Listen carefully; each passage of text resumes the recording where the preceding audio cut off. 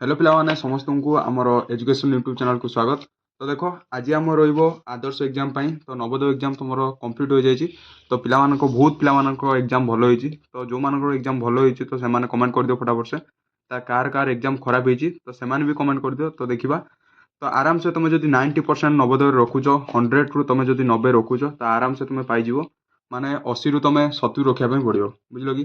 तो आज आम देख ओ ए भि एस माने कौन नवोदय आदर्श नवोदयटा सरी जाइए आदर्श एग्जाम आज जो तुम मसे अच्छी 9 तारिख एग्जाम अच्छी तो आदर्श एग्जाम आम एवं स्टार्ट कर बुझल कि। तो आज देख सेट बी आम रोएभीएस 2025 मासर जो पेपरटी होता तो सहीटा आज डिस्कसन करवा। तो मो फ्रंट रे दुईटी पिला अच्छा तो से मु क्वेश्चन कहबी क्वेश्चन मल्टीपल चॉइस रही तो 4टी ऑप्शन मध्य मुझे कहबी तो से पचारि से आंसर कहे तो देखा से केते आंसर कही पार्टी पिला मन रखता तुम से आंसर न कही पारे से भूल हम तुम मैंने कमेंट द्वारा मत आंसर कहीपर बुझल कि। तो मु करेक्शन भी ठीक जोटा होता मुझे कहीदेवी। तो आम चैनल जो नुआ आम चैनल लाइक कर सब्सक्राइब करने भूल ना। तो पिला स्टार्ट करने पूर्व ये पिला कहबी नवोदय एग्जाम जहाँ भी होती आदर्श एग्जाम किपर भल हम तो सहीटा ठीक देखो बुझल कि। तो सेट बी पिला माने तो रोल नंबर ये अच्छी रोल नंबर तुम लिख तो ये English mathematics science social science fast आज आम पिला कौन करवा ना science and social science complete करदे मैथमेटिक्स इंग्लिशटा तुम नेक्स्ट डे आसो बुझल कि। तो पिला देख तो ये निर्देशावली तुम जहाँ देखो तुम ये पढ़ी पार एग्जाम हॉल। तो फास्ट आम अच्छी एपट साइड इंग्लिशटा नेक्स्ट देखा तो मैथमेटिक्स भी देखा या पर वीडियो तुम देखा मिलो साइंस पिला फास्ट रहा तो साइंस आम देखा साइंस अच्छी फास्ट क्वेश्चन आम देखा तो पिला सबकि कहवाई चेष्टा कर तो मुझे क्वेश्चन कहला क्षणी सबकि आंसर कहवाई तुम चेष्टा कर बुझल कि। तो 31 नंबर क्वेश्चन अच्छी देख पक्षी मानकर केउं अंगटी से दिग परिवर्तन कर साहाय्य करे पक्षी मानकर केउं अंग से दिग परिवर्तन कर साहाय्य करे। फास्ट ऑप्शन रही लांज थंट डेणा गोड़ पिला रेडी अछ कहवाई रेडी अछ कहवाई तो पिला रेडी अछ पूरा यस सर रेडी अछ। तो मो फ्रंट रे दी जण अछंती गोटे हला दिव्यांशी आ जणे तो नाटा कोन प्रत्युष। तो दुईटी पिला अछंती तो दुईटी पिला पचारिबा तुम जो सेमान जो न कहि परिबे पिला मान तुम भी कहि परिबो ओके। तो कमेंट माध्यम रे समस्त आंसर कहबा ପାଇଁ चेष्टा करो। तो वीडियो देखा पूर्व आम चैनल को सब्सक्राइब कर दियो लाइक कर दियो वीडियो रे एवं गोटे गोटे छोटियाटा कमेंट कर दियो। देखो पक्षी मानकर केउं अंगटी से दिग परिवर्तन करिवार सहाय्य करे। फास्ट ऑफ क्वेश्चन रहिला लांज थंट डेणा गोड़ तो फास्ट को दिव्यांश को लांज लांज तो लांज होची राइट आंसर बुझलो कि। तू जानिथुलो एटा लांज बोली जानिस तो पक्षीर आमर केउं अंगटी से दिग परिवर्तन कर साहाय्य करे ना लांज। तो नेक्स्ट क्वेश्चन देख माछ स्थल भाग में मरी जाए यार कारणटा कौन माछ स्थल भाग में मरी जाए यार कारणटा कौन रक्त संचालन बंद हो जाए खाद्य ग्रहण करे ना श्वासक्रिया करें ना ए समस्त कह तू कह श्वासक्रिया करें ना तो श्वासक्रिया करें ना बोली सी स्थल भाग में मरी जाए। तो यहाँ आम जानते बुझल कि। तो सी हूँ राइट आंसर हो क्यों जीवटी को कृषकर बंधु भाव विवेचना कराए कृषकर बंधु किए मांकड़ जिया बेंग पिंपुड़ी कह तू कह जिया जिया जिया हूँ कृषकर बंधु बुझल कि। तो बैटेरी भीतर थिबा शक्ति को केउं शक्ति कहा जाए बैटेरी भीतर जो शक्तिटा थाए तो ताकू केउं शक्ति कहा जाए ताप शक्ति आलोक शक्ति विद्युत शक्ति रासायनिक शक्ति कह रासायनिक शक्ति राइट आंसर रासायनिक शक्ति हूँ राइट आंसर। निम्नोक्त मध्यरु केउंटी एक विद्युत शक्तिर उत्स नुहे निम्नोक्त मध्यरु केउंटी एक विद्युत शक्तिर उत्स नुहे माटी पवन जल ज्वार विद्युत शक्तिर उत्स नुहे कोडा हम कह माटी माटी तू कह पवन हेब ना माटी हूँ एक विद्युत शक्तिर उत्स नुहे बुझल कि। तो नेक्स्ट क्वेश्चन जो देखा निम्न चित्रटी वायु रे केउं उपादान थिबार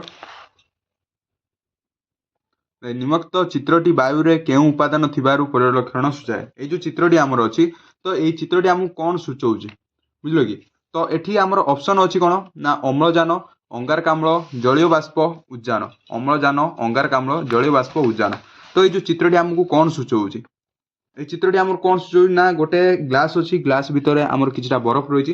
तो ये चित्रटी आम जब भल लक्ष्य करवा ये चित्रटी आमको कौन सूचौछि तो फास्ट आम तू कह ये चित्रटी आमको कौन सूचौछि अंगारकाम्ल सूचौछि ना अम्लजान सूचौछि ना जलीय बाष्प सूचौछि ना उद्यान सूचौछि तोते आसबनी हाँ ठीक अच्छे तू कह जलीय बाष्प। ये देख ये बरफटा कौन ना बरफटा जलीय बाष्प हो रही तो बरफटा जलीय बाष्प परिणत हम तो सहीटा यहाँ जलीय बाष्प को सूचौछि। तो 37 नंबर क्वेश्चन देखा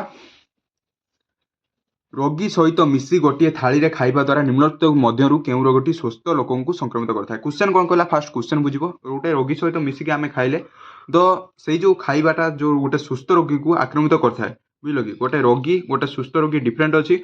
ତ ଗୋଟେ ଯଦି ରୋଗ ହେଇଛି ଜଣକୁ, ସେ ଯଦି ଆଉ ଜଣଙ୍କ ସହିତ ଖାଇବ ତାହେଲେ ତାକୁ ବି ସେଇ ରୋଗଟି ହେବ, ବୁଝିଲ କି? ତ ସେଇଟା କ'ଣ? ସାଧାରଣ ଥଣ୍ଡା, ଜ୍ୱର, କୃମି, ସ୍କବି।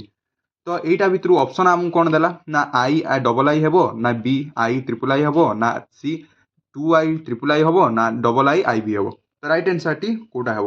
ତ এইଭଳି ଯଦି କ୍ୱେଶ୍ଚନ୍ ଥିବ ଏଇଟାକୁ ଭଲ କରି ଭାବିବ, 2 ବାର ପଢ଼ିବ, ପଢ଼ିଲା ପରେ ଆନ୍ସର କରିପାରିବ, ନହେଲେ ଆନ୍ସର କରିପାରିବ ନାହିଁ, ବୁଝିଲ କି? ତ ଫାଷ୍ଟ ଆମେ ଦେଖିବା, ଦେଖ ସାଧାରଣ ଥଣ୍ଡା ଯଦି ଜ୍ୱର ହେଇଥିବ ନା, ତ ଏଇ ଦୁଇଟା ରୋଗ ଯଦି ହେଇଥିବ ତାହେଲେ ତୁମମାନଙ୍କୁ କ'ଣ ହେଇଯିବ ନା II ହେଇଯିବ। ସାଧାରଣ ଥଣ୍ଡା ଜ୍ୱର ହେଇଥିଲେ ଗୋଟେ ସୁସ୍ଥ ରୋଗ, ଗୋଟେ ଯଦି ରୋଗୀକୁ ରୋଗ ହେଇଛି ତ ସୁସ୍ଥ ରୋଗକୁ ଏଇ ରୋଗଟି ହେବ, ସାଧାରଣ ଥଣ୍ଡା ହେବ, ଜ୍ୱର ହେବ। ତ ଏଇଟା ଜାଣିଥିଲ ଦି ଜଣ ଜାଣିଥିଲ, ଜଣେ ଜାଣିଥିଲ ଆଉ ଜଣେ ଜାଣିନଥିଲ। ହଉ ଠିକ୍ ଅଛି। ଦେଖ 38 ନମ୍ବର କ୍ୱେଶ୍ଚନ୍ ଦେଖ, 38 ନମ୍ବର କ୍ୱେଶ୍ଚନ୍ କ'ଣ ଦେଇଛି ନା ନିମ୍ନଲିଖିତ ମଧ୍ୟରୁ କେଉଁଟି ଭୁଲ? ଯକ୍ଷ୍ମା ରୋଗ ବ୍ୟାପିବାର ମାଧ୍ୟମ ହେଉଛି ବାୟୁ। ଫାଷ୍ଟ କ୍ୱେଶ୍ଚନ୍ ପଢ଼ିବ, ବୁଝିବ। ହଇଜା ରୋଗ ବ୍ୟାପିବାର ମାଧ୍ୟମ ହେଉଛି ଜଳ। ହଇଜା ରୋଗ ବ୍ୟାପିବାର ମାଧ୍ୟମ ହେଉଛି ଖାଦ୍ୟ। କାମଳ ରୋଗ ବ୍ୟାପିବାର ମାଧ୍ୟମ ହେଉଛି ବାୟୁ। କୋଉଟା ରାଇଟ୍ ଆନ୍ସର ହେବ? କେଉଁ ଉକ୍ତିଟି ଭୁଲ? କୋଉଟା ଭୁଲ? ଯକ୍ଷ୍ମା ରୋଗ ବ୍ୟାପିବାର ମାଧ୍ୟମ ହେଉଛି ବାୟୁ। ତ ଫାଷ୍ଟ ଆମେ ଅପସନରୁ ଦେଖିବା କୋଉଟା ଠିକ୍, ତାପରେ ଆମର ଭୁଲଟା ଆସିବ। ତ ଏଇଟା ଆମେ ଦେଖିବା, ଯକ୍ଷ୍ମା ରୋଗର ବ୍ୟାପିବାର ମାଧ୍ୟମ ହେଉଛି ବାୟୁ। ବାୟୁ ଦ୍ୱାରା ଯକ୍ଷ୍ମା ରୋଗ ବ୍ୟାପିଥାଏ, ତ ସେଇ କଥା ସିଏ କହିଛି। ତ ବାୟୁ ଦ୍ୱାରା କ'ଣ ଯକ୍ଷ୍ମା ରୋଗ ବ୍ୟାପିଥାଏ? ଆଜ୍ଞା। ଠିକ୍ ଅଛି, ବୁଝିଲୁ କି? ତ ବି ନମ୍ବର ଦେଖିବା, ହଇଜା ରୋଗ ବ୍ୟାପିବାର ମାଧ୍ୟମ ହେଉଛି ଜଳ। ହଁ। ହଇଜା ରୋଗ ବ୍ୟାପିବାର ମାଧ୍ୟମ ଜଳ ହୋଇଥାଏ? ହଁ। ତୋର ହେଇଥାଏ? କହୁନୁ ହଁ, ଜୋର କହ। ତ ହଇଜା ରୋଗ ବ୍ୟାପିବାର ମାଧ୍ୟମ ହେଉଛି ଖାଦ୍ୟ। ଖାଦ୍ୟ ଦ୍ୱାରା ହଇଜା ରୋଗ ବ୍ୟାପିଥାଏ? ହୋଇଥାଏ। କାମଳ ରୋଗ ବ୍ୟାପିବାର ମାଧ୍ୟମ ହେଉଛି ବାୟୁ। ବାୟୁ ହେଉଛି ନା। କାମଳ ରୋଗ ବ୍ୟାପିବାର ହୋଇନଥାଏ। ତ ନା। ଏଇଟା ହେଉଛି ରାଇଟ୍ ଆନ୍ସର ହେଇଯିବ, ଡି ହେଉଛି ରାଇଟ୍ ଆନ୍ସର, ବୁଝିପାରିଲ? ତ 39 ନମ୍ବର ଦେଖିବା, ନିମ୍ନଲିଖିତ କେଉଁ ଆବର୍ଜନା ସାର ତିଆରିରେ ବ୍ୟବହାର କରାଯାଏ? ଗାଈ ଗୋବର, ଘୋଡ଼ ଗୋବର, ଏ ସମସ୍ତ ମଣିଷ ଗୋବର। ତ ନିମ୍ନଲିଖିତ କୋଉଟା ସାର ତିଆରିରେ ବ୍ୟବହୃତ ହୋଇଥାଏ? ଗାଈ ଗୋବର, ନା ଘୋଡ଼ା ଗୋବର, ନା ମଣିଷ ଗୋବର, ଏ ସମସ୍ତ। ତ ଆନ୍ସର ଫଟାଫଟ ସେ କୁହ ପିଲାମାନେ। ତ ଆମର ଗାଈ ଗୋବର ହେବ, ନା ଘୋଡ଼ା ଗୋବର ହେବ, ନା ମଣିଷ ଗୋବର ହେବ, ନା ଏ ସମସ୍ତ ହେବ? ତ ମନେ ରଖିଥାଅ, ଏଇଟା ଇଜି ଅଛି। ଗାଈ ଗୋବର ଆମର ଆବର୍ଜନା ସାର ତିଆରିରେ ବ୍ୟବହୃତ ହୋଇଥାଏ। ଆସୁଥିଲା ଏଇଟା? ଆସୁଥିଲା ତା? ତମ ଦି ଜଣ ଆସୁଥିଲା? ବଢ଼ିଆ। ତ ନେକ୍ସଟ କ୍ୱେଶ୍ଚନ୍ ଦେଖିବା, ନିମ୍ନଲିଖିତ କେଉଁ ଉଦ୍ଭିଦର ମୂଳରେ ଗ୍ରନ୍ଥି ନଥାଏ? ନିମ୍ନଲିଖିତ କେଉଁ ଉଦ୍ଭିଦ ମୂଳରେ ଗ୍ରନ୍ଥି ନଥାଏ? ଆମର ଅପସନ୍ ଆସିଛି କ'ଣ ନା ମୁଗ, ବିରି, ହରଡ଼, ମଟର। ମୁଗ, ବିରି, ହରଡ଼, ମଟର, ୟା ଭିତରୁ କୋଉଟା ମୂଳରେ ଗ୍ରନ୍ଥି ନଥାଏ? କୁହ ଫଟାଫଟ ସେ କହ, ତର୍କ ଆନ୍ସର କ'ଣ ହେବ? ମୁଗ, ବିରି, ହରଡ଼, ମଟର। ଆନ୍ସର କହ ତୋର କ'ଣ ହେବ? କ'ଣ ହେବ? ହରଡ଼। ହରଡ଼ ତାର ହେଲା। ତୋର କ'ଣ ହେବ? ମଟର। ଦେଖ ହରଡ଼ ହେବ ନାହିଁ। ହରଡ଼ରେ ମୂଳରେ ଗ୍ରନ୍ଥି ଥାଏ, କିନ୍ତୁ ମଟରରେ ମୂଳରେ ଗ୍ରନ୍ଥି ନଥାଏ, ବୁଝିପାରିଲୁ? ମଟର ସେଥିପାଇଁ ରାଇଟ୍ ଆନ୍ସର। ପିଲାମାନେ ମଟର ହେଉଛି ରାଇଟ୍ ଆନ୍ସର ହେଇଯିବ। ତ ନେକ୍ସଟ କ୍ୱେଶ୍ଚନ୍ ଦେଖିବା, ଅଙ୍ଗାରକାମ୍ଳ ଗ୍ୟାସକୁ କେଉଁ କେଉଁ କାର୍ଯ୍ୟରେ ବ୍ୟବହାର କରାଯାଏ? ଅଙ୍ଗାରକାମ୍ଳ ଗ୍ୟାସକୁ ନିଆଁ ଲିଭା କାର୍ଯ୍ୟରେ, ନା ଥଣ୍ଡା ପାନୀୟ ପ୍ରସ୍ତୁତିରେ, ନା ସବୁଜ ଉଦ୍ଭିଦମାନେ ଖାଦ୍ୟ ପ୍ରସ୍ତୁତିରେ। ତ ତିନିଟି ଆମର ଦେଲା ପରେ ତାପରେ ଅପସନ୍ ଦେଲା, କେବଳ II ଠିକ୍, ନା କେବଳ IIII ଠିକ୍, ନା ସି କେବଳ IIII ଠିକ୍, ନା ଡି IIII ଠିକ୍? ୟା ଭିତରୁ କୋଉଟା ରାଇଟ୍ ଆନ୍ସର ହେଇଯିବ? ଅଙ୍ଗାରକାମ୍ଳକୁ ଆମେ କୋଉଥିରେ ୟୁଜ୍ କରନ୍ତି? ନିଆଁ ଲିଭା କାର୍ଯ୍ୟରେ, ନା ଥଣ୍ଡା ପାନୀୟ ପ୍ରସ୍ତୁତ କରିବାରେ, ନା ସବୁଜ ଉଦ୍ଭିଦ କାର୍ଯ୍ୟ ପ୍ରସ୍ତୁତରେ। ତିନିଟା ଭିତରୁ କୋଉଟା ଠିକ୍ ହବ କୁହ?